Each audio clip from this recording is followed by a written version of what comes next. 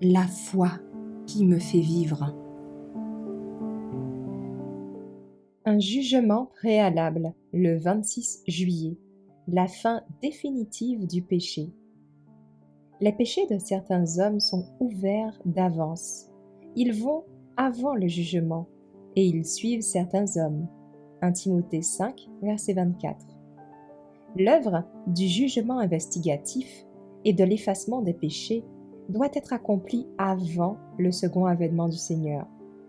Puisque les morts doivent être jugés d'après les choses écrites dans les livres, il est impossible que les péchés des hommes soient effacés avant le jugement où leurs cas seront examinés. Lorsque le jugement d'instruction sera terminé, le Christ viendra et sa récompense sera avec lui pour donner à chacun selon son œuvre. Tous doivent être jugés selon les choses écrites dans les livres et être récompensés selon leurs œuvres.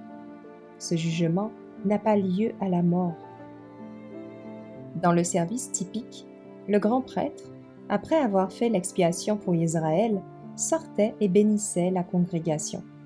Ainsi, le Christ, à la fin de son œuvre de médiateur, apparaîtra sans péché pour le salut, pour bénir son peuple qui attend la vie éternelle.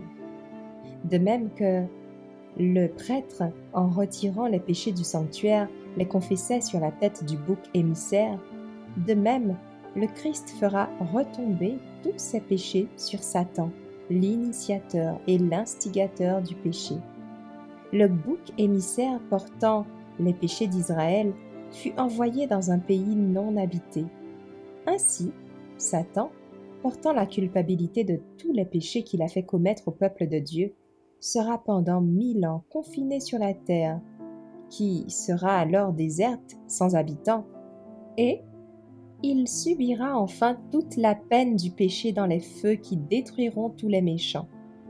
Quelques-uns, oui, quelques-uns seulement du grand nombre de ceux qui peuplent la terre seront sauvés pour la vie éternelle, tandis que les masses qui n'auront pas perfectionné leur âme en obéissant à la vérité, seront destinés à la seconde mort. Tandis que les péchés des croyants pénitents sont enlevés du sanctuaire, il doit y avoir une œuvre spéciale de purification ou d'éloignement du péché parmi le peuple de Dieu sur la terre.